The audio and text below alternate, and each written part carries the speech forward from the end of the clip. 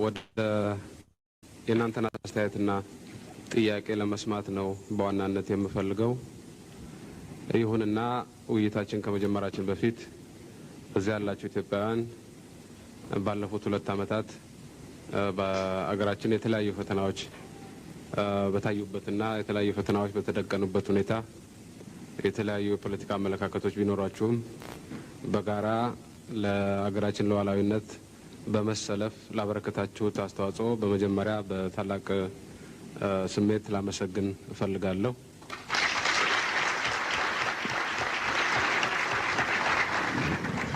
በተረፈ አስተያየታችሁን ለመስማት ጥያቄዎቻችሁን ደግሞ የቻልኩትን ያህል ለመመለስ ዝግጁ መሆኔን ገልጬ መድረኩን ለጥያቄና አስተያየት ክፍት እናደርገዋለን። እንኳን ደህና መጡ። እኔም ለ8 ዓመት በፐርሰናሊ እርስዎንም ሆነ የኢህአዴግን መንግስት ስቃወም የቆየው ኢትዮጵያዊ ነኝ። አምባሳደር ብርሃኔ ያውቃሉ። አሁንም በብዙ ጉዳይ በኢህአዴግ በሚያደርገው በብዙ ነገር አልስማማም። እርስዎም በእኔ ላይ ስማሙ ይችላሉ ማለት ነው። ነገር ግን አሁን ብዙ ጥያቄዎች አሉ። ግን አንዳንድ አለፍ ብዬ ልጠይቅ ተፈቀደልኝ። በተለይ ከመጀመሪያውን በመቀየር ሁኔታ ሌላው ጥያቄ የአሰብ ጉዳይ ነው። መቼም ቤቱ በጠቅላላ ጥያቄ የሚያቀርብ ይመስለኛል። ግን የአሰብ ጉዳይ በጣም ለሁላችን በተለይ የእርስዎ ንግግር የኤርትራኖቹ ግመል ያጠጡበት የሚል አመለካከት ተናግረው ነበር ከዚህ በፊት። በእርግጥ ንግግሩ የኢትዮጵያ ካልተጠቀመችበት አሰብ የግመል ማጠጫ ይሆናል የሚል ነገር ነው ይመስለኛል አባባሉ። ግን ኤርትራኖች ደግሞ ከግመል ማጠጫ ሌላ ሊጠቀሙበት የሚችሉት ኮንዲሽን ይፈጠር ይሆናል። ደግሞም እየታየ ነው። አሁን በቅርብ ጅቡቲ ላይ እንደሚያደርጉት የጅቡቲን ወደብ በኮንትራት ደረጃ ተሰጥቷል ለሌላ አረብ መንግስት። እነዛ ሰዎች አሁን ኢትዮጵያን በፈለጋቸው መንገድ ታክስ ሊያደርጉ ረፉ አትረፉ ደሩ አትተርጉ ለማለት የሚችል መብት አላቸው። ኳታር በእርግጥ ያውቁት እንደሆነ አላውቅም። ኳታር ምን ብሏል? እና ነገ ደግሞ ግብጾቹ ናቫል ቤዝ ሊያደርጉት የሚችል ኮንዲሽን አለ በአሰብ ደረጃ ላይ እና ብዙ የሚያከራክር ነገር ስላለ ደግሞ እርስዎ ሆነ በቅርቡ በኦክቶበር ላይ የኢትዮጵያና ይሁን የኤርትራ ምን ይፈረማል የሚል ነገር ሰምቻለሁ እና ይሄ የኮሎኒያል ትሬቲ ምን ያህል ይህን ስምምነት ኢትዮጵያን በተለይ ባህር አልባ ያረጋት እንደሆነ ማረጋገጫ እንዲሰጡን እንፈልጋለን። ምክንያቱም ከሴኪሪቲውም በላይ የኢትዮጵያ አንድ መኪና ሰርቶ በር ማለት ነው የአሰብ ጉዳይ ለኢትዮጵያ ሕዝብ። ስለዚህ በዛ ላይ አተኩሮ ማየት እና ብዙ ታሪካዊ የሆነ ነገር የዚህ የቀይ ባህር ምን የሚባል ድርጅት ተቋቁሞ ስለዚህ ስለ አሰብ ጉዳይ ባለፈው ማክሰኞም ሰላም ሰልፍ አድርጎ ነበር። ስምታስምት አላውቅም። ወደ 20 ፔጅ የሚሆን ዶኩመንት ለዲፓርትመንትም አቅርቧል። አይ ቲንክ ኤምባሲው የሚደርሰው ይሆናል እስካሁን ድረስ እና ያንን ዶኩመንት አትሊስት አይቶ ህዝቡም እንዲመክርበት የኢትዮጵያን ፓርላማው እንዲያየው እንደው ህዝብ ያልመከረበት ያልፈለገው ነገር ዝም ብሎ በመንግስት ብቻ ሳይን ተደርጎ ምን ያለ ነገር ወደፊት አስቸጋሪ ሊያስጠይቅ የሚችል ነገር ስለሆነ በዚህ ላይ ቢያስቡበት። ወይንም ኢትዮጵያ ዚስ ታይም ጦርነትን መግባት አትችልም፣ አሰብንም መግባት አንችልም፣ በጣም አልደሃ ጨርሳል፣ በሽታ አለባት እስከተባለ ድረስ ይሄ አሁን አትሊስት አንፈልግም አሰብን የሚል ነገር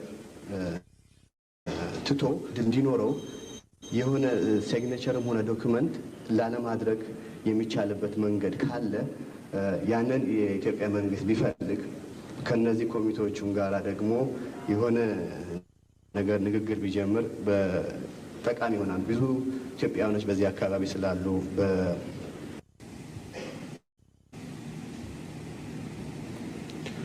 ኢትዮጵያ እስካሁን ድረስ ዓለም አቀፍ ሕግን በማክበር እንጂ ዓለም አቀፍ ህግን በመጣስ የምትታወቅም አይደለችም የምትጠቀምም አይደለችም።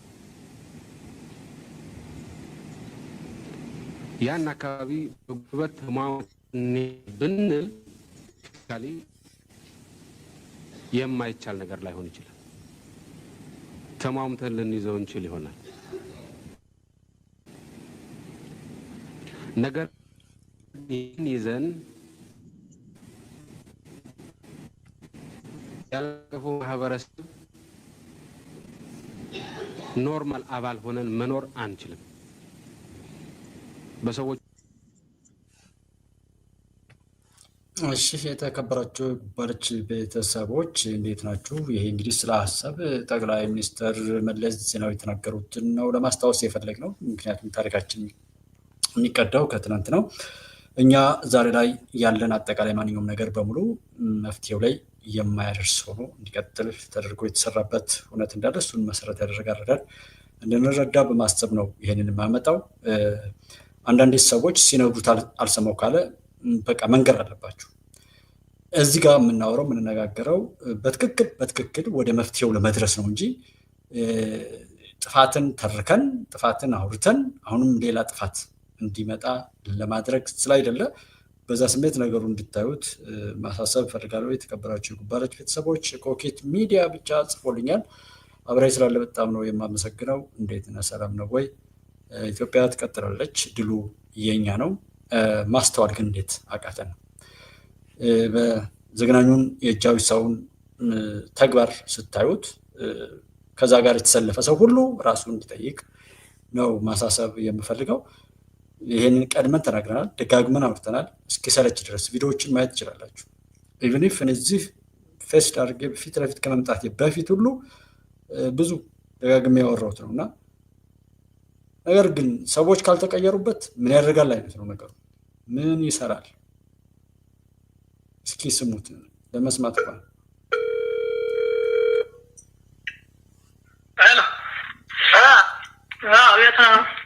አቤት ነው። ምን አለ አንተ የእንትና ያበጅ አለሙን የልጅጋል ያንተናን ኮምስተው ታንዳሉ ያበጅ አለሙን ተመምሩ ማለት ነው። አበጅ አለሙ የሪሙ ያለች ይላል የእሱ የልጅ ባለዚያ መናሪያው በር ላይ ሻይ የምትሸጥ ልጅ አታውቃል? የእሷ ባሪያ ሙላት የሚባለው ሙላት ይረን እና ሳምራያ አስፋልት ኧረ ተመቶ ሞቷል አሉ። አስፋልት ነው ሞቷል አሉ። አስፋልት ነው ሞቷል። ምንድን ነው ያደረሰው? ጆኔ ካቢኔ ነው የነበረው። አሁንማ ጆኔ ዛሬ ዋጋ ሳይከፈል ደህና ስራ ተሰርቷል። ማረቅ ሆነች ዛሬ እስከ መናኸሪያው ፖሊስ ተቋም ጅሯል። መረቅ የሆነች ምንም ዋጋ ከፈል እንዲህ የሚቃለልበት እና እንደ ጉባለች እና ቤተሰቦቹ እንዳትረሱት ነው። ይሄንን ጨፍራችሁ እዚህ እንድንደርስ ያደረጋችሁ ዛሬም ይሄን ነውር በመፈጸም ጀብደኛ ያላችሁ እናንተ ያላችሁበት ራሳችሁ ብቻ አለ ያላችሁበት ሀገር ያላችሁበት ምድር እንኳን ቢከዳችሁ የሰራችሁት ክፉ ኃጢአትና ክፉ ነውር ለኢትዮጵያ ላይ ያደረሳችሁትን ግፍ የኢትዮጵያ አምላክ የሚበቀላችሁና የሚያጠፋችሁ መሆኑን እንዳትረሱት። በጉባለች ኢትዮጵያ ስም እንዳትረሱት። ደስ ይላል ነገር መምራን እኮ ነው ሁሉ ነገር ነው እንዳል ሁሉ ነው በቃ የሞተ መምራን አለ እና ምን አጥራት ነው ሁሉ ነገር ናቸው። ተማሪ ምን አለ ወደ 20 ምናምን ተማሪ ገለኝ ይወጣል። የትኛው አዛ ሽምብራም እዚህኛውም ሃይስኩልም አንድ ተማሪ ገለና ነው አባቱ ተማራ ነው ደግሞ የሚያሳዝኑ ነው። ኧረ እድሜ ምን አይዘልቀውስ ጆሱም እንዳል ሙሉ እንደከሸው ታሰረ ነው ተገኘ በስማም ባሉ ባንደና ወጣችሁ ወላጆች አብሯቱ ታውን እንከሰከሻለ ያልሰነ አሁን ተከተከታለሁ እና ቤታችን ነው ተምተኔ መጣው ረሱ አራውን ሳልመጡ ገና ይመጣሉ በሚል ፍራቻ ነው ያሸገቁት። አዎ በድፍረት ካለው እውነት ጋር የማውቀውን ነገር በድፍረት ተናግሬያለሁ። አይቆጨኝም። ዛሬ ይሄ መከራ እንዲደርስ ሰው በቻለው አቅም ባለማየት፣ ገንዘብ ባለመስጠት፣ ባለመደገፍ ያንን የሚመስል አይነት ለዛ ክፉ ነገር መዛመት የሚጠቅሙ ነገሮችን በመክታት ከዛ በተቃራኒው የተሻሉ ነገሮች እንዲመጡ ሊያስችል የሚችል አካሄድን መሄድ በተሻለ ነበር።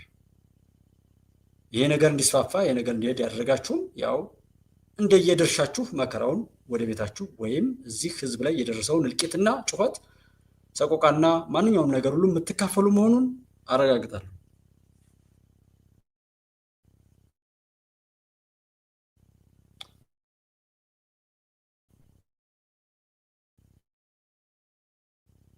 ገንዘብ ለዚህ ነው ያዋጣችሁት። ፕሮፌሰር የተባላችሁት ለዚህ ነው። አክቲቪስት የተባለ እንኳን የለቀኩትን ቪዲዮ አይቼዋለሁ። ስለዚህ ነው የወደቀው። ለዛ ነው ጀነራል ምግበይ ኦር እንደዛ የሚባለው ሰው ሳይቀር እንደዛ አደረገ እየተባለ የሚወራው በዜና ቀጥሎ በኋላ ላይ የማሰማችሁ ቢሆንም የተወሰነው መስማት ትችላላችሁ። ሰበር ዜና ከጉባለች ኢትዮጵያ።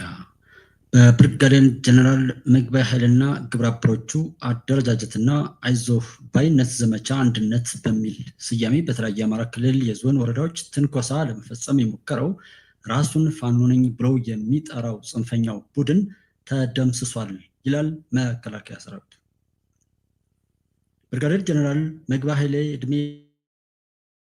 ልኩን በታሪኩ ግጭት እየጠመቀ የትግራይን ህዝብ ወደ ጦርነት ወደ እሳት አስገብቶ የማስፈጀት ታሪክ ያለው ጸረ ሰላምና ጸረ ልማት አራማጅ ነው ጀነራል ምግበይ ኃይሌ። ውጊያ ከብዶት የሸሸውን ወጣት ለምን ሸሽህ በሚል ሰበብ በጅምላ የመረሸን ልምድ ያለው ያለ እውቀት የትግራይን ወጣቶች ደም ሲመጥ የቆየ መሆኑን ሳያንሰው አሁን ላይም በሞኙ የጽንፈኛው መሪዎች ነን በሚሉ በፋኖቹ አማካኝነት የሰላም ፈላጊውን የአማራን ወጣት ህይወት ለመቅጠፍ እንቅስቃሴ የጀመሩ መሆኑ ታውቋል። ባለፈው ጊዜ በነበረው የሰሜኑ ጦርነት በመቶ ሺህ የሚቆጠር የትግራይ ወጣትን የረሸን እያስረሸነ የፈጀው የጥቁር ታሪክ ጸሐፊነቱ ሳያንስ አሁን ላይም መሰል ድርጊት ለመፈጸም እየተንቀሳቀሰ ነው። ጀነራል ምግበይ ምዕራብ ትግራይን አስመልሳለሁ በሚል እሳቤ 2 ጊዜ የፌዴራል መንግስት ሰራዊትን ለማጥቃት ሞክሮ በ10 ሺህ የሚቆጠሩ ወጣቶችን ያስበላው ውጊያም ቢስ ሲለው የራሱን ታጣቂዎች ረሽኖና ገድሎ ውጊያው ሳይሳካለት አከርካሪው ተመቶ የሸሸው ምግበይ ኃይሌ ነው። ምግበይ ኃይሌ ዘረፋና ሌብነትን የተካነበት መደበኛ ስራው በመሆኑ በአሁኑ ጊዜ የትግራይን ወርቅ እየዘረፈ በኤርትራ በኩል አድርጎ እየሸጠ ይገኛል። በኢህአዴግ ዘመን በዘረፋና ሌብነት ታዋቂ የነበረ ብቻ ሳይሆን በሰረቀውና በዘረፈው ገንዘብ አዲስ አበባ ላይ ፎቆችን የደረደረ አለፍ ሲልም ዱባይ ላይ ፎቆችን ለመስራት በቅርብ ጊዜ እየተዋዋለ ስለመሆኑ በሶሻል ሚዲያ ሲነገር ቆይቷል። በጦርነት ከቀቀለው ወጣት በተጨማሪ የረሸናቸው በብዙ ሺዎች የሚቆጠሩ ወጣቶች በመኖራቸው ትግራይ ሰላም እንድትሆን ከቶንም አይፈቅድም። ምክንያቱም ደግሞ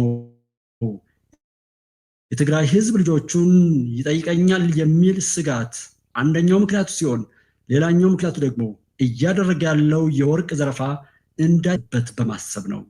በሌላ በኩል ምግበይ ኃይሌ የፕሪቶሪያን ስምምነት እንዲፈርስ እንዳይሳካ ከፍተኛ ጥረት እያደረገ ያለ ከመሆኑ በላይ የጊዜያዊ አስተዳደሩን ማህተም ለመንጠቅና በኃይል አፍርሶ ስልጣን ለመያዝ የሞከረ የጸረ ሰላምና ጸረ ልማት አራማጅ ነው ጀነራል ምግበይ። የሰላም ጠንቅ የሆነው ምግበይ ኃይሌ ለዚህ መሰሪ ተግባሩ ጅላጅሉን ፋኖን እንደ ተባባሪነት በመጠቀም ጽንፈኛው ፋኖ በራሱ ክልል ላይ ያልተገባ ውድመት እንዲፈጽም አዞታል። ነገር ጽንፈኛውን አስተባብሮ በጀመረው ትንኮሳ ከፍተኛ የሆነ ሰብአዊና ቁሳዊ ኪሳራ ደርሶበታል። በደቡብ ጎንደር፣ በምዕራብ ጎንደር፣ በሰሜን ጎጃም፣ በምስራቅ ጎጃም፣ በምዕራብ ጎጃም እንዲሁም በሰሜን ወሎ የምግብ ኃይል ተላላኪ ጽንፈኞች በለኮሱት እሳት ራሳቸው ተለብልበውበታል።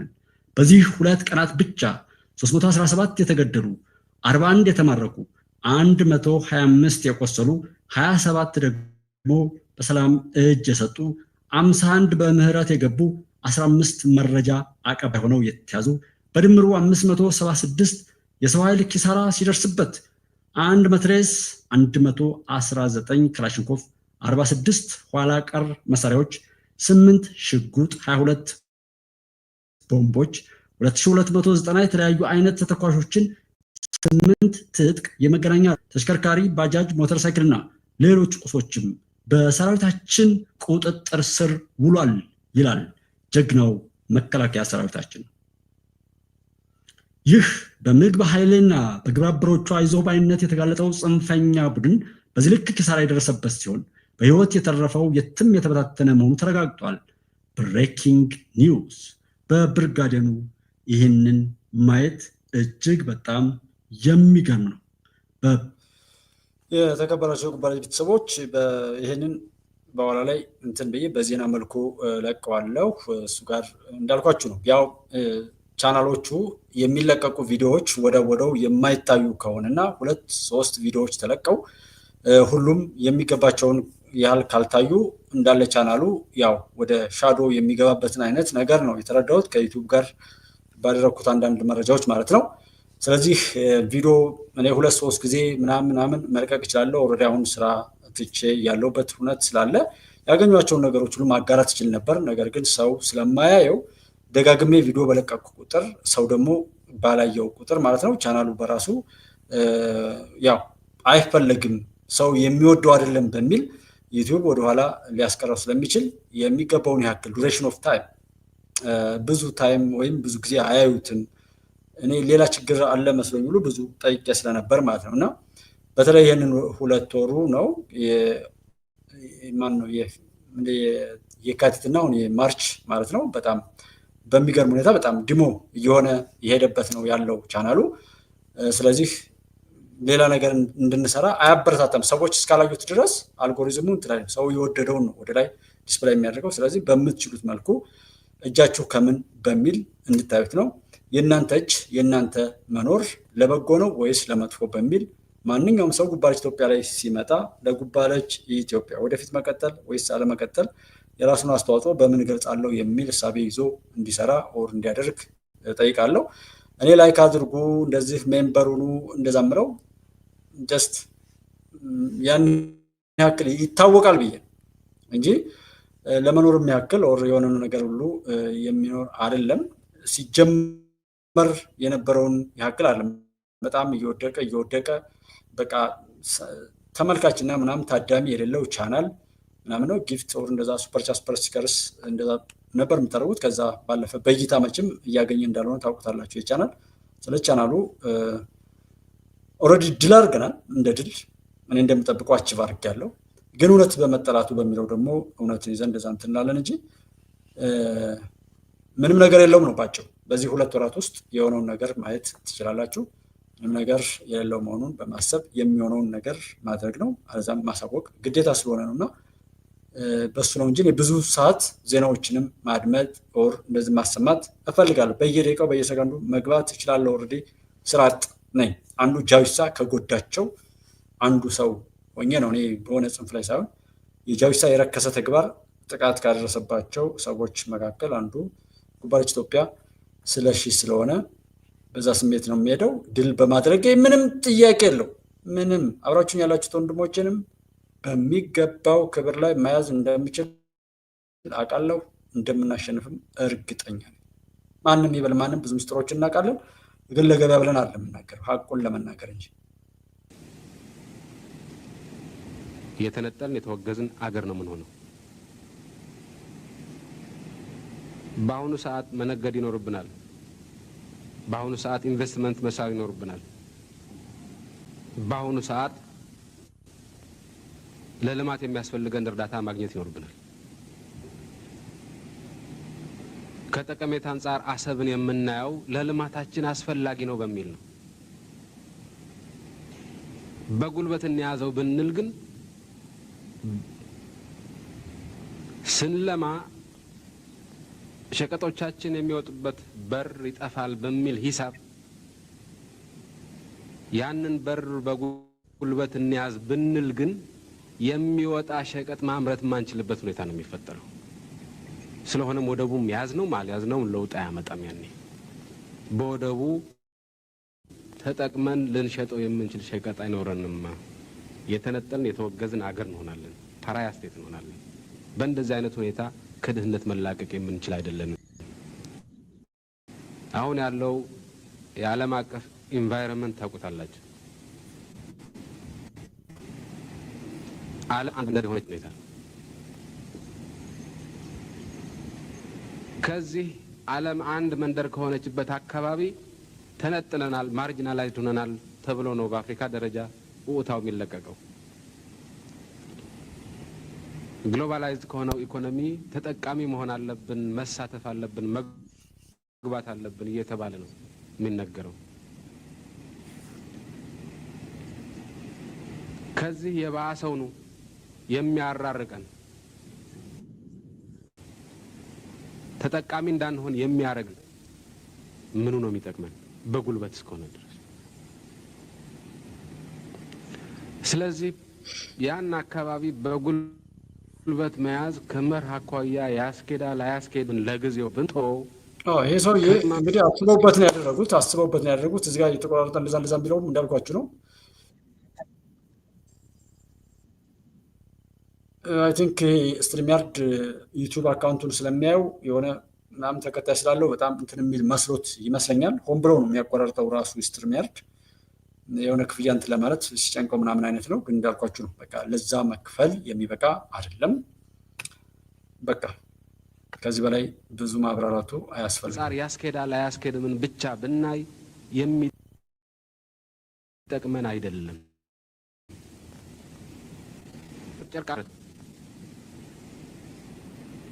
ያን አካባቢ በጉልበት ይዘን እንደ በአካባቢው እንዳሉት የመንደር ጎረምሶች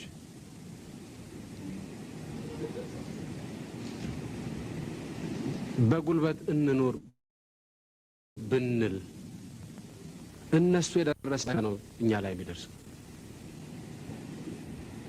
አንድ ባህር ተሻግረን አንድ ትልቅ ጎረምሳ አለ የዛሬ 10 ዓመት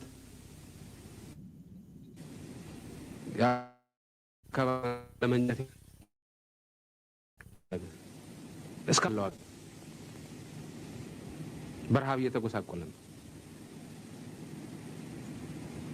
ስለዚህ ለአሰብ ብለን ድህነትን መንጋብዝበት፣ መነጠልን መንጋብዝበት ምክንያት ሊኖር አይችልም። በጉልበት ከሆነ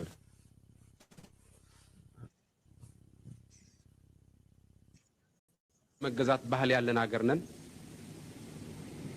ጎረምሶችን ስንቃወም የነበርን ሀገር ነን። ስለዚህ በህጉ መሰረት ብቻ ነው የምንሄድ። ግን ቢሆን የዓለም አቀፍ ህግ ይፈቅድልናል መርበር እንድናገኝ። በእኔ እምነት ይሄ ተገቢ ክርክር ነው። የዓለም አቀፍ ህግ በእርግጥም ላንድ ሎክ የሆኑ ሀገሮች የባህር በር የማግኘት መብት እንዳላቸው፣ የማግኘት መብት ሲባል በኃይል የመያዝ ወይም በባለቤትነት የመያዝ ሳይሆን የስታባሪያ ሙላት የሚባለው ሙላት ይረን እና ካምራራ አስፋልት ዳራ ተመቶ ሞቷል አሉ። አስፋልት ነው ሞቷል አሉ። አስፋልት ነው ሞቷል። ምንድን ነው ያደረሰው?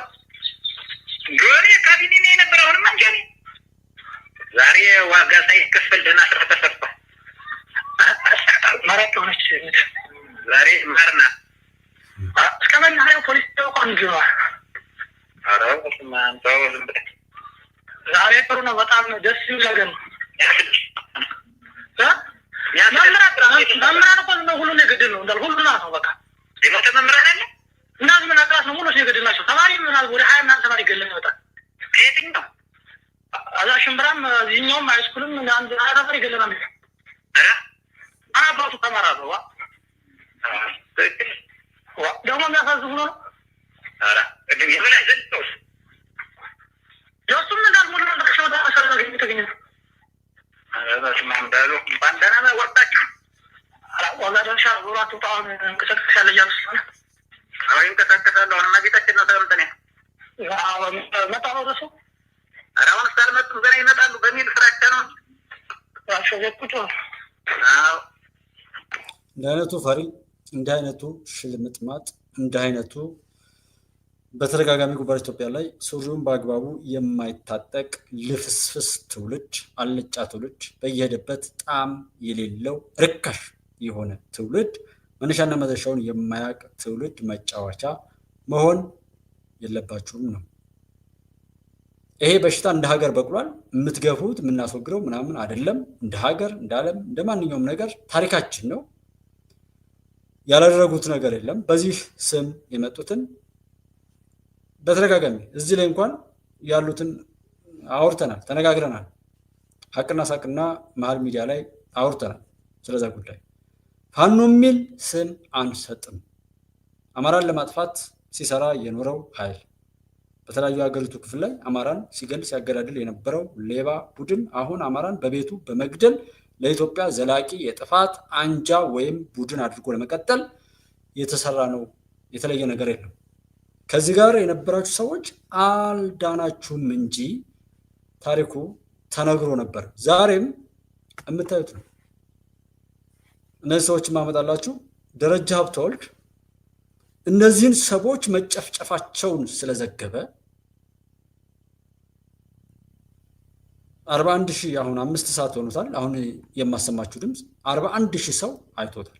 41,000 ሰው ይበል አበጀህ ደረጃ ሀብተወልድ በርታ እልቂቱን ምናምን እንደ ጀግንነት መዘገብህን አንተ ቀፎ ሆነህ ደመጣጭ ሆነህ ደም አፍሳሽ ሆነህ አማራን ለማዋረድና የአማራን ሕዝብ ወይም የሰው ልጆችን በሙሉ ድንቁርና ለማስፈን ህፃናትን ለመጨፍጨፍ እንዲህ አይነት አሸባሪነትን በመደገፍና እንትን በማለት ገንዘብ ያዋጣል፣ እየሄደ ያያል።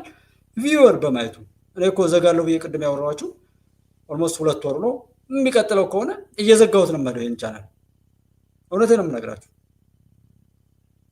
ሰዎች ምንም ብሉ ምንም ማሸነፌን አውቀዋለሁ።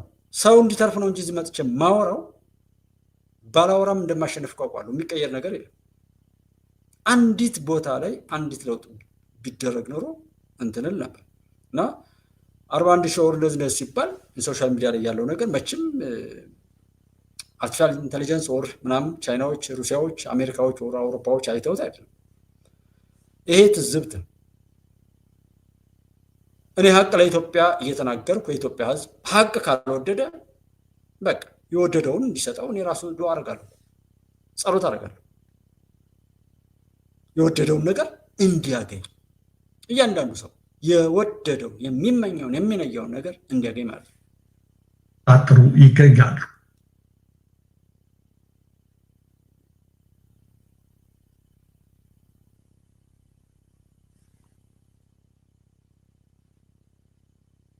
ከሆነ መከላከያ ከሁሉም ከተሞች ለቆ የሚወጣ ከሆነ ከአማራ ክልል ለቀጣዩ ንግግር በር ሊጠርግ ይችላል። ይሆን ሆኖ በመራዊ የታየው ይሄ ነው። ፋኖች በሁሉም አቅጣጫ መምጣታቸውን ተከትሎ አንድም ጥይት ሳይተኩሱ እጅግ ብዛት ያለው ኃይል ነበረ በከተማዋ የነበረው ለቆ ነው ሙሉ በሙሉ የወጣው። ስለዚህ ከባህር ዳር 30 ኪሎ ሜትር የምትገኘው የመራዊ ከተማ ተመልካቾቻችን፣ አድማጮቻችን እነሆ ዛሬ ዘመቻ አንድነት በተጀመረ በ3ኛው ቀን ሙሉ በሙሉ በፋኖች ቁጥጥር ስር ገብታለች ማለት ነው። ተመልካቾቻችን ሌሎችም ሰበር መረጃዎች ደርሰውናል። በ305ኛ ኮር ስር በሚገኝ አንድ ሬጅመንት ውስጥ በተቀሰቀሰ የብሔር ግጭት በርካታ የሰራዊቱ አባላት ህይወታቸው ማለፉ ነው የተሰማው። በሌተናል ጀነራል መሐመድ ተሰማ በሚመራው ምስራቅ እዝ 305ኛ ኮር ስር በሚገኝ አንድ ሬጅመንት ውስጥ በተቀሰቀሰ የብሔር ግጭት በርካታ የሰራዊቱ አባላት ህይወታቸው ማለፉንና በርካቶች ደግሞ ቆስለው ወደ ሆስፒታል መወሰዳቸውን ወታደራዊ ምንጮች ከስፍራው ለመረብ ገልጸዋል። ግጭቱ የተነሳው በአትሚስ ስር በሶማሊያ ሰላም ማስከበር ተልዕኮ ላይ ከሚገኙ ነው የሚሰማው። ይህን ትሰማለህ። ይህን የመሰለ ነገር ያው ሰው የሚበላውን ይመስላል መልኩ፣ ጸጉሩ። በተለይ ሴቶች እህቶቼ ጸጉራቸው ጋር ካለው የጸጉር እንትን መልክና እንደዛ አይነት ነገር ከሚበሉት ምግብ ጋር ውበታቸው የሚያዝ መሆኑን ይታወቃል። ሰው ኢትዮጵያ ውስጥ ያለ ሰው ሚዲያ ላይ የሚጠቀም ሰው አድማጭ ተመልካቹ የሚሰማውን የሚመስል ኑሮና ሂደት እንደሚኖር እንዲያውቅ ነው። ሲሰማው የዋለውን ነገር ይኖረዋል ማለት ነው።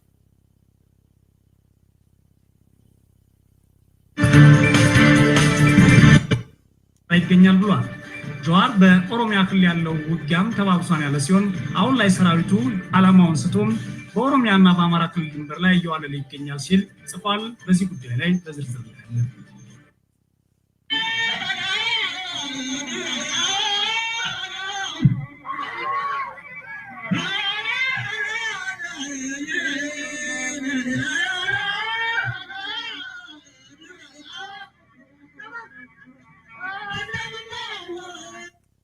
ትውልድ ሲጠፋ ያው ይሄ ነው ማለት ማብራራት ሁሉ አያስፈልግም በነገራችን ላይ ቢኮዝ ይታወቃል ማለት ነው። እና ያልሆነ ነገር የለም።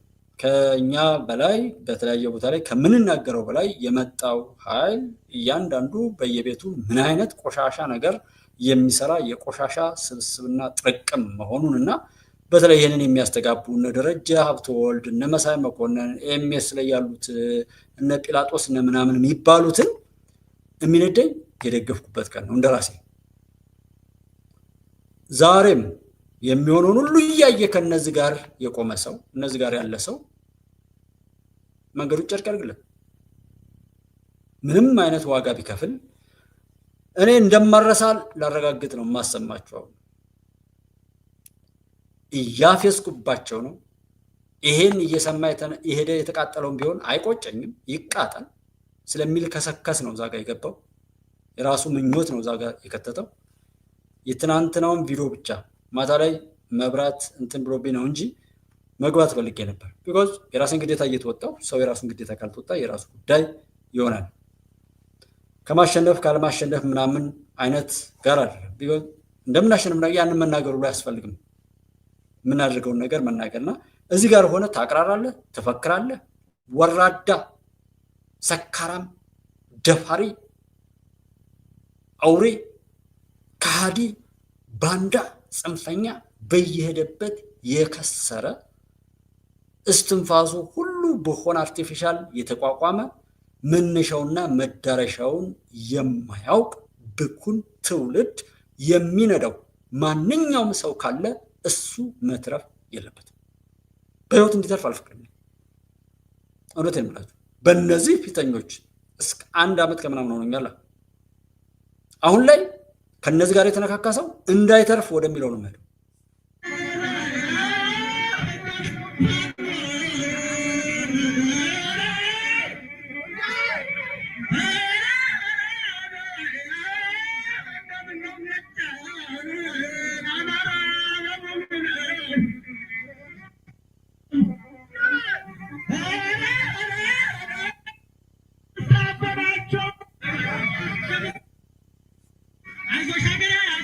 ይህንን በጀግንነት እያቀራሩ እያስፈከሩ ያሉት የኤምኤሶች ወይም ኢትዮጵያን ሚዲያ ሰርቪስ የሚለው ኔትወርክ ነው። እንድትይዙ ነው። እኔ አልረሳም፣ እናንተስ ትይዛላችሁ። እንደነዚህ አይነት ነውረኞች ነገ ከኛ ጋር ሰው መስለው አይደለም ኢትዮጵያዊ ሰው መስለው በሰዎች መካከል እንዲገኙ ትፈቅዳላችሁ? አደራ እየጣልኩባችሁ ባገኛችሁት አጋጣሚ ምንም ነገር ባታደርጓቸው እንኳን ከእንደነዚህ አይነት ቆሻሾች ራሳችሁን እንድትጠብቁ አደራ በኢትዮጵያዊነት ስም።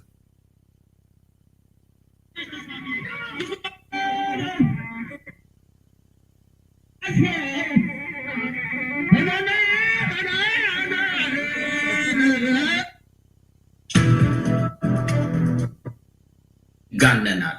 ያደረከውን ይሄን ያህል አድርጌያለሁ ብለህ ታጋነናለህ። እሱ ያው ከፖለቲካ ጋር አብሮ የሚመጣ ሰለባ ሆኖ የሆነ ራሱ። እስቲ ይህንን በጣም ባጭሩ የተዘጋጀውን የሱን 2 ንግግሮች እንስማ። አዲስ አበባ ከተማ ውስጥ ህጋዊ ማስረጃ ኖሮት ወይ መሬት ወይ ካሳ ሳይከፈል የተነሳ አንድ ሰው እኔ እስከማውቀው የለም። አንድ ሰው ከ17 ቢሊዮን ብር በላይ ካሳ ተከፍሏል። ጅማ ላይ ያስደመመኝ ነገር በትንሹ 14-15 ሺህ ቤቶች ፈርሰዋል። ካሳ አልጠየቀንም። የጅማ ህዝብ ላፈረሰው ቤት ካሳ አልጠየቀም፣ ለቦታው ካሳ አልጠየቀም። እስቲ ሀሳባችሁን አፍሱት ልየው ነው ያለው። ይሄ ነው እንግዲህ ዶክተር ዮናስ ምናልባት ምን ማለት ይቻላል? የጅማና የአዲስ አበባ ህዝብ ለአንዱ ካሳ ተከፍሏል 17 ቢሊዮን ነው። ይሄ የሚያታልል ሆኖ አይደለም። አሁንም በመሳይ በደረጀ በኤምኤሶች ላይ አሁን ላይ ዛሬ ላይ ባለው ሁኔታ በተለይ ከ3 ወር ከ4 ወር ወይም ከ6 ወር በኋላ ባለው ላይ የሚሰናከል ሰው እሱ ሰንካላ ጠማማ ወልጋዳ የተረገመ ነውረኛ ስለሆነ እንጂ እነዚህ ቆሻሾች የሚያታልሉበት አይነት ሜካኒዝም ተናግረው አይደለም። ለነዚህ እያጨበጨበ ጀግናው መከላከያ ሰራዊት ላይ በእንደነዚህ አይነት አሳማዎች በሚመራ ሌላ ልክስክስ ወጣት አንዲት ጥይት መተኮሱን የሚያበረታታ ሰው እሱ ዋጋውን ቢያገኝ ተገቢ ነው ያገኛል። የትናንትናውን እንትን ብለናል። ነካነካ ማድረገው አይ ቲንክ ሰርግና መልስ ነው። አሁን በየቦታው ማንም ሰው 4 ኪሎ ስለማይደርስ ዋጋ የለው። በየከባቢው የምንዋጋቸው ሰዎች የድንቁርና ጌቶች ናቸው። የምንዋጋው ከድንቁርና ጌቶች ጋር። እነዚህ ሰዎች አትማሩ፣ አትታከሙ፣ አትረሱ የሚሉ ናቸው። የጅብ ቆዳ እጃቸው ላይ አስረው ጥይት አይመታንም ብሎ የሚታገሉ ሰዎች ትምህርት ያደርግላቸዋል። በቅርቡ አንድ ቦታ ላይ የጅብ ግልገል ተሸክመው ሲሄዱ አገኘናቸው። ለምን ሲባል ጥይት እንዳይመታ ነው። ይሄን ዘገባ የሚዘግብልህ እኔ አንድ ቀን 2 ቀን እንደዚህ የተሳሳተ በተለይ ሆን ብዬ ተሳስቼ ከሆነ እፊታችሁ አልመጣም። እኔ የተማርኩት የማውቀው ነገር እንደዛ ሆን ብሎ መሳሳት ሳታውቁት ተሳሳቱ ይችላል። አቅዶ ኢትዮጵያ ስትፈርስ እኔ ቁጭ ብዬ በማየቴ እድለኛ ነኝ የሚል ሰው ነው ወይ የሚባለው? ትርጉሙስ እንደዛ ነው? ሰውን ሰው ማለት እንዴት ያቅተናል? ሌባን ሌባ፣ ገዳይን ገዳይ፣ ደፋሪን ደፋሪ፣ ሀገር አፍራሽን አፍራሽ ብሎ መጥራት እንኳን የምንጸየፍበት ሀሳብ ውስጥ ነው ያለው። ዛሬም እነዛ ከምን ምን ይገኛል? ሰው መቼም የተፋውን ምራቁን ፍለጋ ሄደ። እኛ እኮ ያልን ያለ ነው የተፋነውን ምራቅ ፍለጋ ነው የምንሄደው። የኔ ድርጅት ብአዴን ቀደም ሲል እንደተጠቀሰው ባለፉት ጥቂት ቀናት ውስጥ ከኔም ጋር ሆነ በአመራር ደረጃ የተለያዩ ውይይቶችን አድርጎ የደረሰበት መደምደሚያ አለ። ይህ መደምደሚያ እኔ በተወከልኩበት ውክልና ብቃት እንደሌለኝ በድርጅቱም ውስጥ የሰራሁት ስህተት በአመራር ደረጃ ሊያቆየኝ እንደማይችል ገምግሞ ዲሞክራሲያዊ በሆነ መንገድ ውይይቱን እኔ በራሴ ባለሁበት አካሂዶ የደረሰበት ውሳኔ መሆኑንም መግለጽ እወዳለሁ። እንደተጠቀሰው አሁን በድንገት የመጣም ጉዳይ አይደለም። ቀደም ሲልም ጀምሮ ከክቡር ጠቅላይ ሚኒስትር ጋርም በተለያዩ አጋጣሚዎች ስንነጋገር ለጥናትም ብዙ ጊዜ ሙከራ ሲደረግበት የቆየ ነው እንደሆነ አውቃለሁ። በግል ደረጃ ብቻ ሳይሆን በእሳቸው ደረጃ በተለያዩ የስራ ጓደኞቼ ደረጃ ይህ ነገር ሲነሳ አውቃለሁ። ይህ በልዩ ልዩ መልኩ የሚታየው የስነ ምግባር ችግር እያደረ ላለሁበት ኃላፊነትም በስራ ላይ እንድቆይ የማያስችለኝ መሆኑን እኔም ራሴ በመገንዘቤ እንዲሁም ደግሞ ድርጅቴም ሆነ የመንግስት አካል በመገንዘቡ ይህ እርምጃ ሊወሰድ ይችላል። የተወሰደው እርምጃ በእኔም በኩል ተቀባይነት እንዳለውና እንደሆነ እንደማምንበት ስለማረጋግጥ ከስራዬም ሆነ አረጋግጣለሁ ብሏቸዋል ታምራት ላይኔ። እንግዲህ ከዚህ ጋር ተያይዞ ሰዎች ምን ይሉ እንደነበረ ይሄ ደግሞ የተጣለውን ዕቃ ሁሉ እየፈለጉ የመሸከም አይነት አባዜ አለ። አንዳንድ ሰዎች አማራ የሚባል የለም፣ አማራ የሚባል ከየት ነው የመጣው ይሏል። በዛኛው በኩል ደግሞ አማራ ጡት ቆርጧል ብለው ሐውልት ይሰሩላል። ከዛ ደግሞ አማራ ተበድሏል ብለው የሚመጡ አሉ። ሁሉም ድራማ ነው። አሁን የምናደርገው ውይይት እኔ አይቼው የማላውቀው አይነት ውይይት ነው። አቶ መለስ የጊዜያዊ መንግስት ፕሬዚደንት ምንም እንኳን አሁን በዚያ ወንበር ባይሆንም የሚሳተፉት በኢህአዴግ ሊቀመንበርነት ቢሆንም ከእንደዚህ ከአንድ ወንበር ከያዘ ሰው ጋር በእንደዚህ አይነት ሁኔታ መሳተፍና መከራከር መወያየት መቻሉ ትልቅ እርምጃ ይመስለኛል እና ይህንን ስላዘጋጃችሁት በጣም አመሰግናለሁ። ነበር ይሆናል። ከዛ በተረፈ የለም፣ ስብሰባም የለም። ስለዚህ የተደራጀ ነገር በእውነት በፖለቲካ ድርጅት ምን አልነበረም። ስለዚህ እያለ ያልተወከለ የለም። እያለ ያልተወከለ እኔ የማውቀው ከውጭ ነው ያለው። አሁን ያ ማነው ቅንጅት ምናምን ቅንጅት ኢድሃቅ የሚባለው እሱ ነው ያልተወከለው። የደርግ ሸንጎ ሶስተኛ ጉባኤ ይሄ የመጨረሻ የነበረው ጉባኤ እሱን ተቀብሏል ኢድሃቅ። እኛ ያ ጉባኤ የሰላም አቅጣጫን እንትን በማለት ትንሽ ወደ ሰላም አቅጣጫ ጎንበስ በማለት በዋና መልኩ ግን ወደ ጦርነት ሞቢላይዜሽን የሄደ ጉባኤ ነበር ብለን ነው የምናስበው። ያንን ተቀብለው ሲያበቁ ደርግ ከወደቀ በኋላ ኢሚዲየትሊ ጦርነት አወጁ። ወዲያው 2 ቀንም አልሰጡም። ምንድነው እየተሰራ ያለው?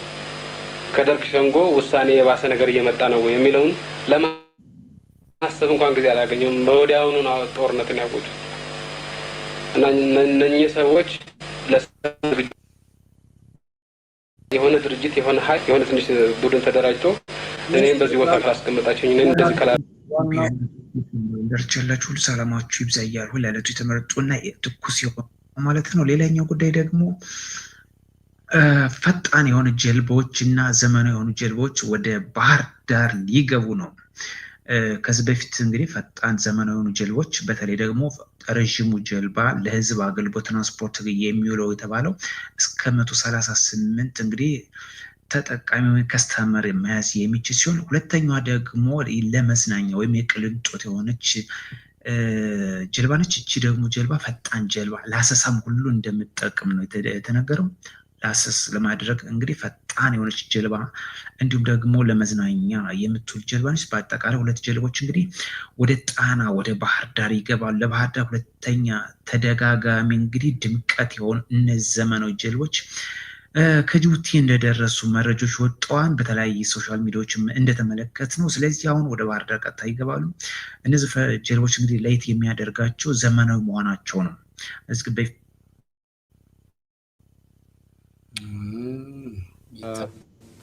መድረኩን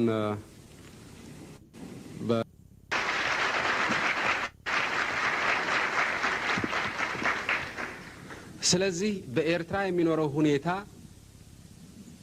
ለዘለቄታው የሚመች እየሆነ እስኪሄድ ድረስ ይህን ጥያቄ በእንጥልጥል ብናቆየው ይሻለናል ነው ያልነው። ለዘላለሙ በአሰብ ወደብ የመጠቀምን ጉዳይ የዓለም አቀፍ ሕግን ተንተርሰን አናነሳም ያልንበት ምክንያት የለንም። በአሁን ሁኔታ በጉልበት የሰው ሀገር ለመያዝ ሞክረው ሳይሳካላቸው በቀረበት ሁኔታ ይሄም የራሱ ፖለቲካዊና ኢኮኖሚያዊ ተጽዕኖ በስርዓቱ ላይ ባሳደረበት ሁኔታ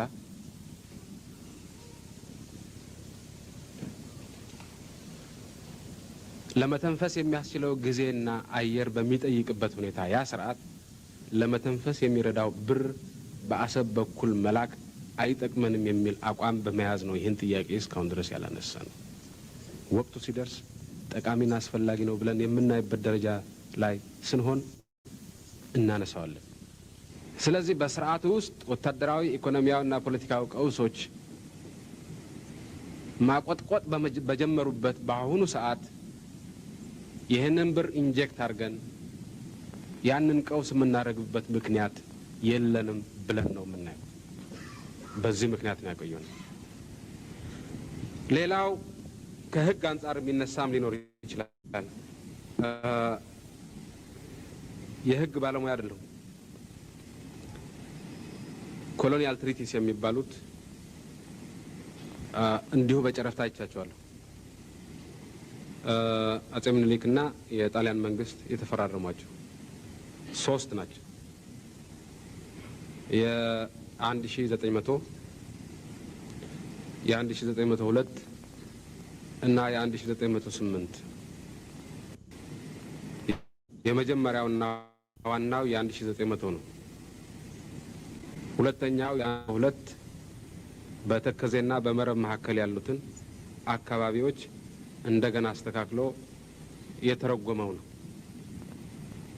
የ1908 በአፋር አካባቢ ያለውን የወሰነው ነው። እነዚህን ሰነዶች ያነበበ ተራ አንባቢ፣ የህግ ባለሙያ ያልሆነ አንባቢ፣ እኔም የህግ ባለሙያ አይደለሁም፣ እንደኔው አይነት የህግ ባለሙያ ያልሆነ አንባቢ ሲያነብ ምንድን ነው የሚያገኘው? በተጠቀሰው አካባቢ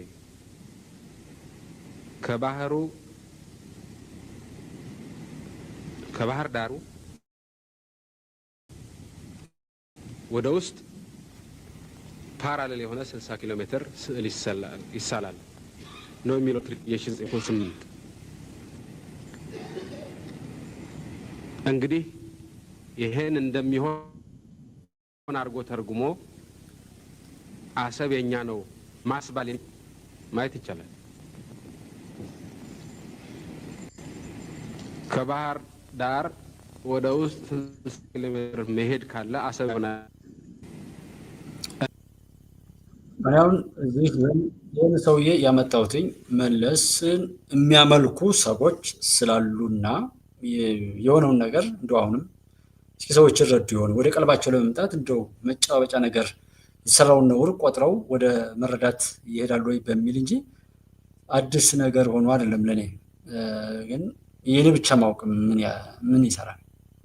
እኔ ብቻዬን ምን አድርጋለሁ? እና ከብሔር ጀምሮ ከምን ምን አይነት ስራና አሻጥር እንደተሰራ እስኪ ወደኋላ ሰው ሁሉ ወደኋላ እየሄደ ለማየት ቢሞክር ራሱን ነፃ ለማውጣት ሲል እውነታውን ለመረዳት ጥረት ቢያደርግ የተሻለ ነገር ያገኛል።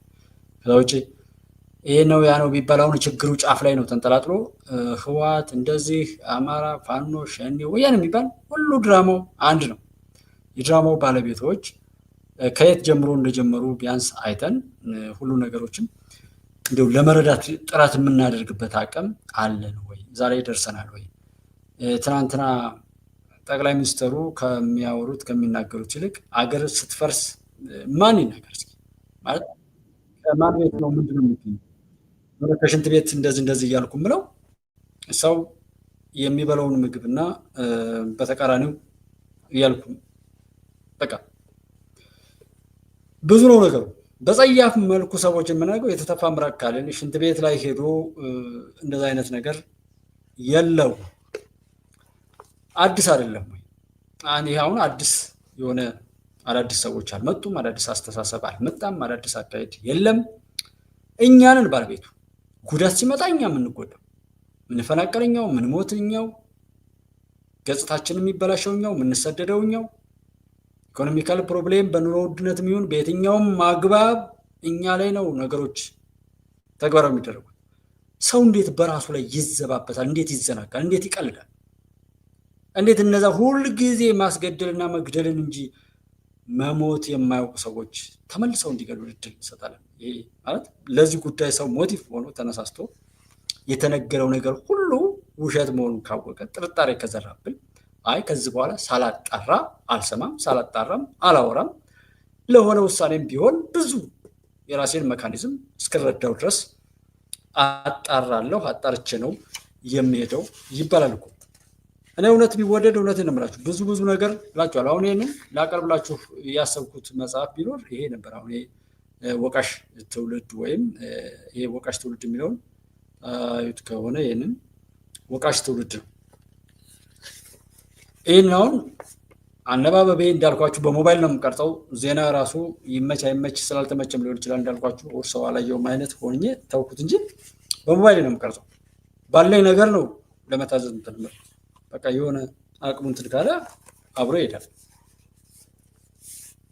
እንደዛሬው በትህትና ሁሉ አላገለግልም። ከሆኑ ገንዘብ ቢኖር ኦር የሆነ ነገር ቢኖር እኮ ራሱን የቻለ በሽታ አብሮት ይመጣል። ዛሬ ኢትዮጵያዊነቴ፣ ሰውነቴ፣ ህሊና፣ ቀልብ የሚባለው ነገር በሙሉ ሰዎችን ለማገልገል እየሰራ ነው ያለው። ሰው ደግሞ የናቀው ይሄን ነው። ከዛ ይልቅ አርቲፊሻል የሆነ ኤዲቲንግ ኦር እንደዚህ አይነት ካሜራው ሪከመንድ አደረገ። እዚህ ላይ ያለው ነገር አለ። ሰዎች በሰሩት ነገር ላይ የምንሄድበት ነገር መዳን ስለሚያስፈልገን ማድመጫ ጆሮአችንንና የምንመለከትበትን አይን የምንረዳበትን ህሊናና ቀልብ መያዝ እስካልቻልን ድረስ ምንም ነገር ቢነገር ምንም ነገር ቢወራ እውነት እንግዲህ ምንም እኛ ሰዎች ከሆነ እኛ ልዕልናችንን እነበርንበት ፈጣሪ ሲፈጥረን እነበርንበት ከፍታ ላይ ከተቀመጥን ከዛ በኋላ ማንም ምንም ቢል እኛ አስተካካዮች ስንጎዳ ብቻ አይደለም ለመጠቀምና ለመጠቃቀምም ባለቤቶች እንሆናለን።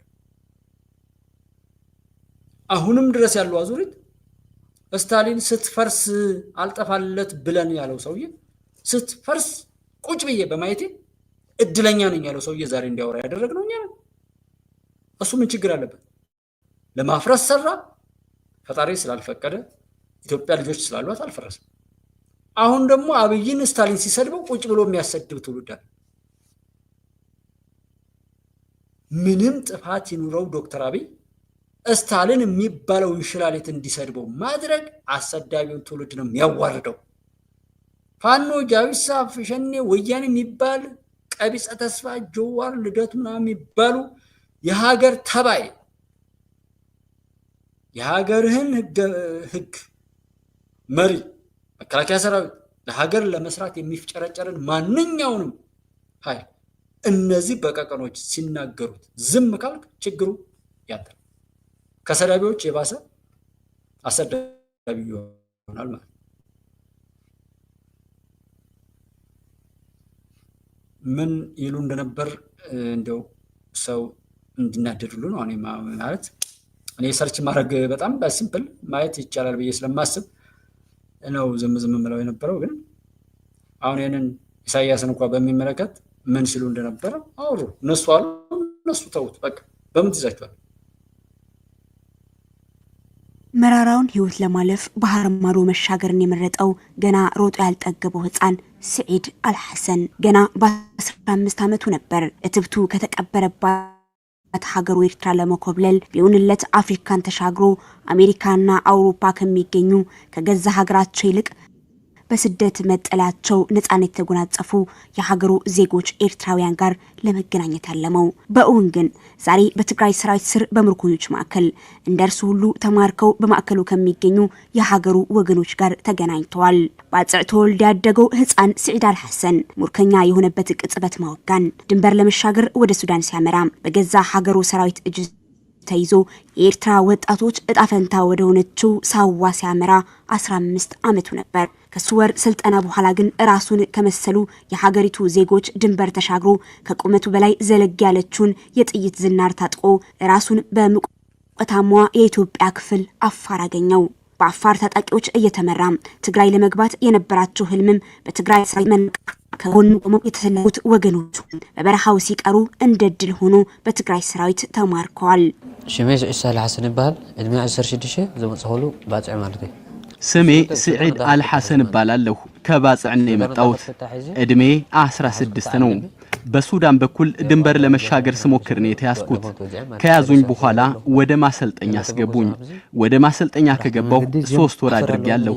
እናም ወደዚህ ተነሱ ብለው ሲያመጡን መንገድ የሚመሩን የአፋር ሚሊሻ መሆናቸውን ነው የተነገረን። እናም ጦርነት ውስጥ ከገባን በኋላ በርካታ አብረውን የነበሩ ወንድሞቻችን ሞተዋል፣ ገሚሶቹ ሸሽተዋል። እኛም እጃችንን ሰጠን። ተምናትናም ሳደን ፍርቆም ማይተም ፍርቆንካ ወጪም ማለት ሶቶን እحنا ከኢድናሂም ከኤርትራ ጋህተ ላይ ተነስቶ በበረሃ በኩል ትግራይ ለመግባት ካሰፈሰፈው 5 የኤርትራ ክፍለ ጦር አባላት አንዱ መሐመድ ኑር ሐሰን ይገኝበታል። ትግራይን በአፋር በኩል ለማጥቃት ተልዕኮ አንግቦ የመጣው የኤርትራ ጦር የተከናነበው ሽንፈት ማጋልጧል።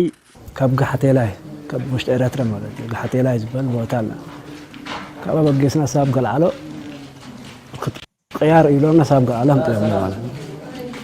العالم أصبحت حنا نبدأ تكلت دوبناتنا ناتكم أبو أريد منه كإثرا قحت لا يتنستن أسكجل علو أيارينا شو بلونه يامتون كجل علو يهولتهم هاجرات دنبر عشاجرو يأفر ليهايل كفيتاتشو هيدوال إن أنت كهالات كتلالاتشو تبلن بميكانيزدم تجبنال كهالاتشو أيتكتلن سالة كفيت يالوت يأفر ليهايل مشش جمرو إنيام يتجري سراوي سيدر سبن أجاتشن ستن سنتم بتراراو كرتوال بركاتوش موتوال عمست إرتراك فلتورنو بزيت سلفو علامهم تجرين مات كاثنين برو لسمريت سن الزجاج يتنجر የአፋር ልዩ ኃይልና ሚሊሻ ከፊት አሰልፈን ትግራይን እንደምናጠቃ ነው።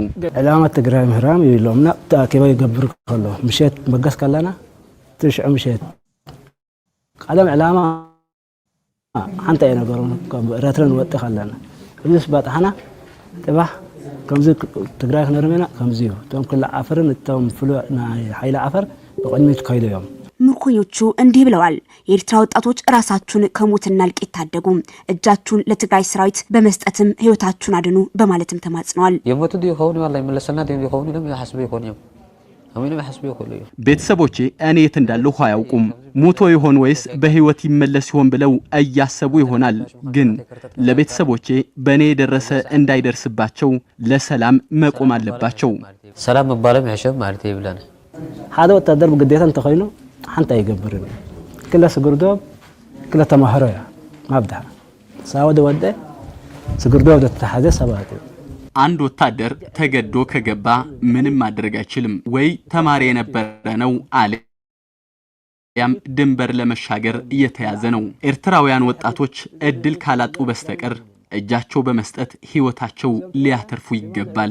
إذا كلنا يقدم ولا عدل نمبر يكون إحنا قدامي كل إذا كتب دليت الله مكنياته تجديده عندي ቆጫችሁ ነው ማሳያችሁ አወጆን የጄኖሳይድ ጦርነት አልሳካ ሲለው በሚሊዮኖች የሚቆጠሩ የሀገሪቱ ወጣትና ህፃናት አዛውንትና እንስቶችን እንደ ቅጠል ካረገፈ በኋላ ነው ፋሺስቱ አብይ አህመድና ስራ አስፈጻሚ ኮሚቴው ጦር ግንባር በመሄድ ጦርነቱን እመራለሁ ያለው። ጠቅላይ ሚኒስትር አብይ አህመድ መከላከያን በግንባር ሆነው ለመምራት ከነገ ጀምሮ ወደ ትግሉ ሜዳ እንደሚዘምቱ አስታወቁ። ይህንን ተከትሎ የተለያዩ ስሜትና ሐሳቦች መንጸባረቃቸው ቀጥለዋል። እንደውም በርካቶች 31 ዓመታትን ወደ ኋላ መለስ ብለው ሰልጣኞችን ለመጎብኘት ወጥቶ ያልተመለሰውን መንግስቱ ኃይለ ማርያም አስታውሷቸዋል። የቀድሞ ፕሬዝዳንት መንግስቱ ኃይለ ማርያም ከትናንት በስቲያ ግንቦት 13 1983 ከቀትር በፊት በአውሮፕላን ከሀገር የወጣው በሀገር ውስጥ የስራ ጉብኝት የሚያደርግ በመምሰል እንደነበር አንድ የመንግስት ምክር ቤት ቃል አቀባይ ገለጸ። ቃል አቀባዩ እንደገለጸው መንግስቱ ኃይለ ማርያም ከሀገር የወጣው በሲዳሞ አስተዳደር ክልል በብላቴ ወታደራዊ ማሰልጠኛ በስልጠና ላይ የሚገኙትን የከፍተኛ ትምህርት ተቋማት ተማሪዎች ለመጎብኘት በሚል ሰበብ ነበር። በሌላ በኩል ጀግናው የትግራይ ሰራዊት የኦሮሞ ነጻነት ሰራዊትን ጨምሮ ሁሉም የነጻነት ታጋይ ድርጅቶች ድልና ግስጋሴ በተለይም ሸዋሮቢት ከተማ በተቋጠሩ ማግስት በፋሺስቱ ቡድን የተፈጠረው ውጥረትና ጭንቀት አልደበቅ ያለውን እውነት አረጋግጧል። ሀያላን አካላት በጋራ ሆነው በፖለቲካውም በኢኮኖሚው በውትድርናው የቻሉትን ሁሉ ድጋፍ እያደረጉበት በመረጃ በቴክኖሎጂ በሪሶርስ ሳይቀር ድጋፍ እያደረጉ እየተዋጉን ያለበት ሁኔታ ነው ያለው።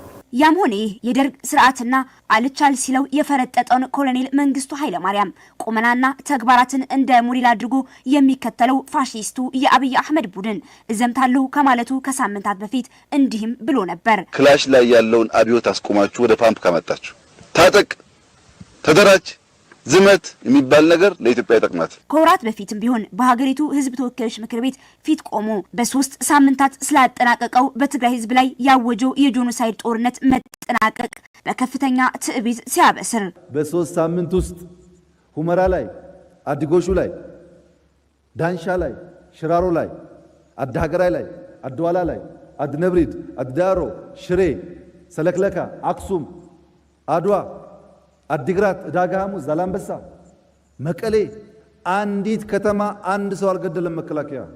ዓለምም ጭምር በትክክለኛው ስሙ መጥራት የጀመረው በትግራይ ህዝብ ላይ የተፈጸመው የጄኖሳይድ ወንጀል ሽምጥጥ አድርጎም ክዷል። የፋሺስቱ ቅጥፈት መጨረሻ የለውም። ጦርነቱን በመደበኛ ወታደራዊ አደረጃጀት ማሸነፍ አንችልም፣ ጦርነቱ ህዝባዊ ማድረግ ነው ይልና ሌላ ጊዜ ክርክሮቹ ሙገረግን በኋላ ሰኔ 2 እና ሰኔ 3 መስራች ጉባኤ አድርገን ነበር ማለት ነው። በተለይ ሰኔ 3 ከጉባኤ ተሳታፊዎች ውጭ የገለጸበት ከወጣ የነበረ ድርጅት የአማራን ህዝብ እንባ ያብሳል ተብሎ የሚጠበቅ ድርጅት ስለነበር በጣም ስሜታዊ ነበር። ሙሉ አማራን ህዝብ ጥቅም አሳልፎ የሰጠው ህገ መንግስት ነው የሚለውን ተቀባይነት እንዲያገኝ ማድረግ ችለናል። እሱ አንደኛው። በአጠቃላይ ትልቅ ድል ብለን የምናስበው ትልቅ ውጤት ብለን ብናስበው የአማራ ህዝብ በአማራነቱ ተደራጅቶ መሰረታዊ ፍላጎቶቹን ጥቅሞቹን ማስከበር ይችላል የሚለውን ማሳየት የቻለ ድርጅት ነው አብን።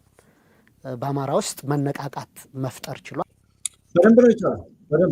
በደንብ ነው። 5 ሚሊዮን ተማሪዎች ለ2 ዓመታት ትምህርት ቤት ዘግቷል። መምህራንን እየጨፈጨፈ ነው። አመራሮችን እየጨፈጨፈ ነው። ሰው እንደ በግ እያገተ ነው። ሃይማኖትን ልዩነት አድርጎ እየሄደ ነው። የጋጥ ወጦች፣ የነውረኞች፣ የባለጌዎች እና የተላላኪዎች፣ የባንዳዎች፣ የጽንፈኞች መፈንጫ የሆነ ክልል ፈጥሯል። ይህን ውጤትን ያው እስከ ጭፍሮችህ እንዳትረሳው አረሳውም ለማለት ነው እዚህ ጋር ማመጣው እንጂ እንትን አይደለም። እንደምላችሁ እኔ ለግሌ ከሆነ እንደ ግል ምንም ማለት ምንም ችግር የለውም። ሰዎች እንደ ባህሪያቸው እንትን ማለት ይቻላል። ግን የሚደረግ ድርጊት ነው። እዚህ ጋር ፋኖን እንደግፋለሁ የሚል ነበርና ማህበረሰብ እንደ ጨቋኝ በሌሎች ላይ ቋንቋውን፣ ባህሉን፣ ማንነቱን እንዳለ ተደርጎ ተስሎ ነበር ማለት ነው። ስለዚህ አንደኛው አብን የለየው ነገር በዓለም አቀፉ ማህበረሰብ ውስጥ አዲስ አበባ በሚኖር በቃ እንትን እያለ አይመስለኝም። ያቆራረጠ እያየው ስለሆነ ስትሪም ያርድ እንኳንም ክፍያ አልከፈልኩ ሶፍትዌሩ በራሱ ስታክ ያደረገ ይመስለኛል። ኦር ክፍያ ይህንን እያየ ገንዘብ እንኳ ቢኖር የሚከፈልበት እንዳልሆነ አውቃለሁ። ስትሪም ያርድ ላይ ሶፍትዌሩ በራሱ ኦር የሆነ ወይ የሌባ እንትን ነው ወይም ደግሞ የሆነ ቀሽም ነገር ነው፣ የምቀኛነት ነው። እንዳሁን እንደምታዩት አይነት እስከሚሆነው ነገር እንኳ ድረስ ይሄድ ነበር። ጀስት አሁን ግን እንዲያቆራረጡ ምናምን አሰናካይ ሆኖ መሄድ በጣም የሚያሳፍር እንደሆነ ነው ያየሁት ያለው። ኤንዌይ በብዙ እይታና በምናምን ጉዳይ እንዳልኳችሁ ነው። እሱን ቁርጥ ያወቅነው ነገር ስለሆነ ማለት ያለብን መናገር እንጂ እዛ ጉዳይ አይደለም። ዛሬ ላይ ለገንዘብ ከተባለ ለገንዘብ ተብሎ የሚሰራ ነገር አለ። ወቃሽ ትውልድ የሚለውን ትንሽ ባሰማችሁ የዚህ ትውልድ ዋና መገለጫና ላለመዳን አሁንም በዛው በወደቀበት ላይ የሚፈራገጥ አይነት ትውልድ መሆኑን በሚጠቅመው ነገር ሳይሆን በሚጎዳው ነገርም ቢሆን በኪሳራ ለመጓዝ የሚጣደፍ አይነት ትውልድ፣ ሁልጊዜ ኪሳራን እንደ ጀብዱ እንደ ስኬት የሚያይ ትውልድ የሚበዛበት ሶሻል ሚዲያ እንደሆነ ነው ለማየት የፈለኩት። ወቃሽ ትውልድ ይላል። ደራሲው ማን ነው? ይሁን ያወቀ የሚባል ሰው ነው። 2010 ላይ ነው ይሄ የያዝኩት መጽሐፍ እንትን ያለው። ትውልድ ያልፋል፣ ትውልድ ይተካል። ቁም ነገሩ ግን ትውልድ መተካቱ የሚገለጸው በስጋ ወይም በደም ሳይሆን በምግባር ወይም በተግባር እንዲሁም በነገ ራዩ መሆኑ ነው። በእርግጥ ተተኪ የትላንቱ ትውልድ ልጆች ለመሆናችን ምክንያታዊና አሳማኝ መረጃ ማቅረብ ይኖርብናል። በዚያ ትውልድና በእኛ መካከል ያለው ክፍተት አባትና ልጅ የሚያስመስለን አይደለምና ያ ትውልድ የፈጸመው ጀብዱ ነው ለዛሬ እንደ ሰው ቆመን እንድንሄድ ምክንያቱ። ያ ትውልድ ፈሪ አልነበረም። ፈሪ ትውልድ አርነትን ከቶ አያይም ይል የለ መጽሐፍ ውስጥ። አዎ ያ ትውልድ ፋኖ ተሰማራ እንደ ሁቸመኒ እንደ ቼኮቪራ እያለ ፍርሃቱን ገፍቶ ለፍትህና ለነጻነት ህይወቱን የሚገብር ነበር። የምናወራለት ሁሉ ነገራችን የዚያ ትውልድ ፍሬ ነው። የነጻነት ፋና ወጊ የጥቁር ህዝቦች አኩሪ ታሪክ ባለቤት ብለን ለመዘመር ያስቻለን ያ ትውልድ ነው። ፋኖ የሚለው ሌባው እንዳይመስላችሁ እንዳልኳችሁ ያሁኑ ጃዊሳው፣ ሌባው፣ ዘራፊው፣ ደፋሪው፣ አስቀያሚው፣ እርካሹና ከዚህ ጋር የተነካኩ ሰዎች ኦር ኃይላት ሁሉ በጣም የረከሱ መሆናቸውን ነው አማርኛ እስኪያንሰን ድረስ እየተናገርን ያለ ነው እንጂ ይህን ስም አንሰጥም በሚል የመጀመሪያውም የመጨረሻውም ተቃዋሚ እኔ ብቻ ሳልሆን አልቀርም። ያ ትውልድ ማስታወስ ያንን ትውልድ ማስታወስን ያስፈልጋል። እኛ የነጻነት ፋና ወጊ ድል በየትኛውም ዘመን አስመዝግበን ልንልስ እንችላለን። የት ላይ ነው ፋና ወጊ ድል አለን ብለን አስመዘግብን ብለን ለማለትስ የሚያስችለን ይላል ደራሲው። ለሀገር ክብር ሳይሆን ለጎሳ ክብር እንዋደቅ ዘንድ ለብሔራዊ ጉዳይ ሳይሆን በክልል ጉዳይ እንታጠር ዘንድ ስለምንሰራ በዓለም ማህበረሰብ ሳይሆን በብሔሮች ፊት እኩል መተያየት እኩል ሰው መሆን አቅቶናል። አሁን ሰው ስልጣን አጥቷል። አጥቷል። ሰብአዊ ክብሩን አንሷል። ሰው ከሰው ተራ ወጥቶ ተባሯል። ሰው ቢመራመርም ምጡቅ አእምሮውን ማንም አልፈለገው። በዚች ሀገር ላይ ሰው ተዋርዶ ብሔር ገኗል ይላል ደራሲው። ብሔር ገኗል። ሰው ሆነ ምንም ነህ። ጎሳና ብሔርን ከኢትዮጵያዊነትና ከሰው በላይ የምታነግስ ሀገር ሆናለች ኢትዮጵያ። በዚች ሀገር ላይ ያለ ብሔር መኖር ተከልክሏል። ይህ የጎሰኞች ዘመን ነው። ወይ ጎሳህን ወይም ሳትፈራ ሰውነትህን ኑረው። መሀል ሰፋሪነት ውሳኔ ቢስነት ነው። ዝምታ በዚህ ወቅት ፍርሃት ነው። ዝም የሚያስብል ነገር በሌለበት ሁኔታ ዝምታ ፍርሃት ነው ይላል። ወደድንም ጠላንም ምን የሚበሉን ምን ያ ትውልድ በብዙ መልኩ ይቀድመናልና እንናፍቀዋለን። የድሮ ስርዓት ናፋቂ ይበሉኝ ይሉትን ያምጡና ዘንድሮን የተቀማ ትውልድ ማንን ይናፍቅና? ወትሮስ አሁን ከባድ ሁኔታና ችግር ትላንትን መቅላወጥ የድሮን ስርዓትና ትውልድ ናፋቂ አይደለምን? ችግራችን ዛሬን ቀምተውን እስትንፋሳችንን ነጥቀውን በድሮ ናፍቆት እንዳንኖር ድሮንም በዛሬ እኩይ ሴራቸው መንጠቃቸው፣ መቀማታቸው፣ መውሰዳቸው ነው ይላል። የድሮ ተናፋቂ አባቶቻችን ላይ የተንኮል ክስ ያቀርባሉ። አጽማቸው ተነስቶ የማይሞግታቸውን የትላንቱን ሳይታክቱ ይወቅሳሉ። አርበኛ ወላጆቻችንን ያስረከቡንን ሀገር የእናንተ አይደለችም ተብለናል። ነገር ግን ካለ ትላንት ዛሬ መቆም አትችልም። ያለ ዛሬም ነገ የለችም።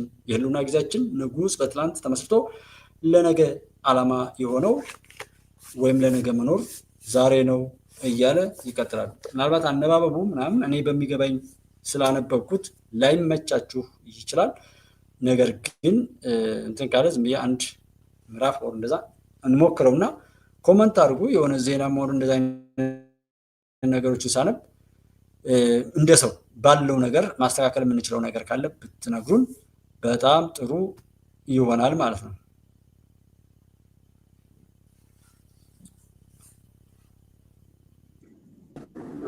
በዛሬው ስብሰባ ለማቅረብ የፈለጉት ጉዳይ የምክትል ጠቅላይ ሚኒስትር ታምራት ላይኔን ጉዳይ በተመለከተ ይሆናል።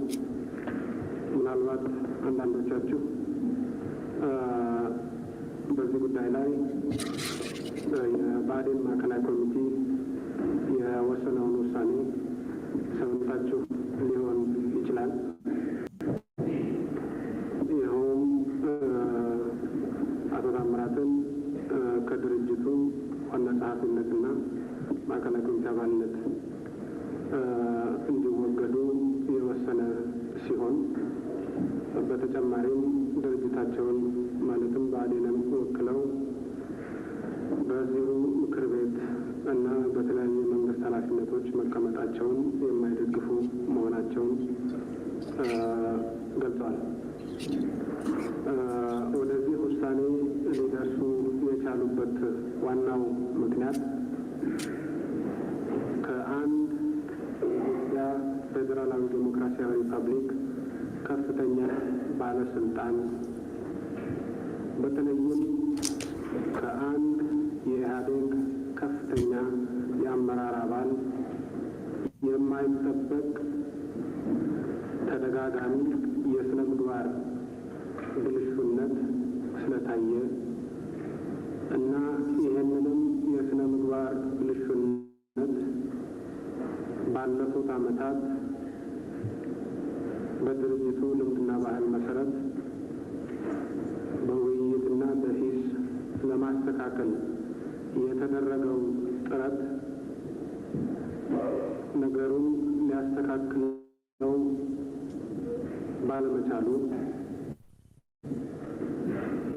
ግን የስነ ምግባር ብልሹነት ተሸክሞ መሄድ አንደኛ ከድርጅቱ አብዮታዊና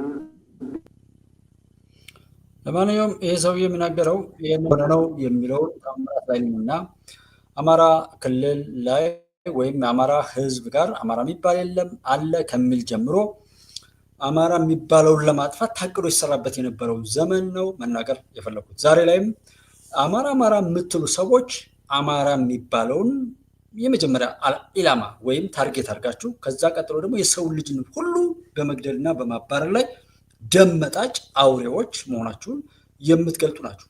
አማራ ስለ አማራ ነፃነት የምታወሩ ሰዎች በተለይ ጃዊሳ አማራ ክልል ላይ ነውር መፈጸም ከጀመረበት በኋላ ላይ ስለ አማራ ማንኛውም ነገር የምታወሩ ሰዎች የአማራ ህዝብ ጠላቶች፣ አማራን ለማጥፋት የምትሰሩ ቀደምት ታሪክን ሁሉ የምትጋሩ መሆናችሁን ነው የማረጋግጠው። ትናንትና አማራን ሰውን ኢትዮጵያን የሚበላውን አውሬ ፓርላማ አይቼዋለሁ። ደሳሌ ጫን የሚባለው የመረጠው ሰው እንዴት ያፍር! እንዴት የተረገመ ሰው የሆነ እሱን የመረጠው። በዚያን ጊዜ በማሽቃበጥ ባሏን ጎዳሁ ብላ በሚባሉ አይነት ክርስቲያን ታደለና እሱን ከባልደራስ ጀምሮ ስታሽቃብጡ ፕሮፌሰር ብርሃኑን አጨብጭቦ ደግፎ አክብሮ ጋቢም ሆነ ማንኛውም የተከበሩ ስጦታቸውን ሰጥቶ እንደሚወደው ገልጦ ሲመርጥ ግን አይ መንግስት ብሎ ያለው የደቡብ አካባቢ ፕሮፌሰሩ የተወዳደሩበት አካባቢ ላይ የምታዩትን ታላቅነት አይታችኋል። ደሳለኝ ጫኔን የመረጠ ምናምን ምን ያህል አሽቃባጭ እንደሆነና በዘረኝነት አዙሪት ውስጥ የገባ እንደሆነ ክርስቲያን ታደለንም እንደዛ ለክርስቲያን ታደለ መጠይቅ ቀረበለት። ለዮሐንስ ቦያለው ጥያቄ ቀረበ። ላለቁት መምህራን ለ5 ሚሊዮን ተማሪዎች ሐሳብ የለም። ለምን?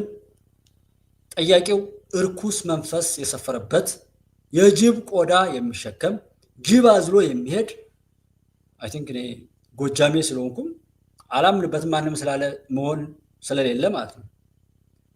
ያንን ቡዳነት ለማገላለጥ ጎጃሜ ቡዳ ነው ሲባል የነበረው ለመግለጥ ነው። አባይ ጠንቋይ ነው ብዬ ብዙ ነገር አውርቻለሁ። አይደንቀኝም። የሚስቱን እንደዚህ ብዬ 2-3 ጊዜ ያወራሁት ነገር ስላለ እኔ ያልተናገርኩት የለም። ሊሰለቻችሁ ይችላል፣ ላስረዝም ይችላለሁ እንጂ አሳንሽም አይደለም። ምክንያቱም የምናገረው ሰው እንዲገባው ስለሆነ መሸንቲ ላይ 4000 ሰራተኞች እስከ ቤተሰቦቻቸው ስንት ናቸው ከሚለው ጀምሮ ይሄን ቡድን አውግዙ፣ ተው፣ በኋላ መውጫችሁ ጠፋል። እንደ ግለሰብ ቢሆን ዛሬ ማሾፍ ይቻላል። ውጤቱ በዛ መሆን ስለማይችል ነው እንጂ ኤኒዌይ በዚህም ቢሆን ፕሮግራሙን መዝጋት ሌላ ልጨምር ነበረ። ይቅር በቃ እንደ ዜና ለብቻው ያነበብኳቸውን ነገር በዛኛው ዜና አድርጌ ብለቅ ይሻለኛል። አብራችሁኝ የነበራችሁት ወንድሞቼ በጣም ነው የማመሰግነው። በእርግጠኝነት ጉባኤ ኢትዮጵያ ላይ አብራችሁኝ ያላችሁት ወንድሞቼ ታተርፋላችሁ፣ አትጎዱ፣ አላሳፍራችሁም። ያንን አደራ እኔን ሰው ብላችሁ እስከመጣችሁ ድረስ እኔ የሰው ዋጋ ማውጣት ሀሳቢ ስለሆነ በዛ ስሜት ነው የማገለግላችሁና በያላችሁበት በጎ ምኞታችሁ እንዲሳካ፣ መጥፎ ምኞታችሁ እንዲሳካ ስለማልፈቅድ በጎ እቅዳችሁና ንያችሁ እንዲሳካ በፈጣሪ ስም እለምናለሁ።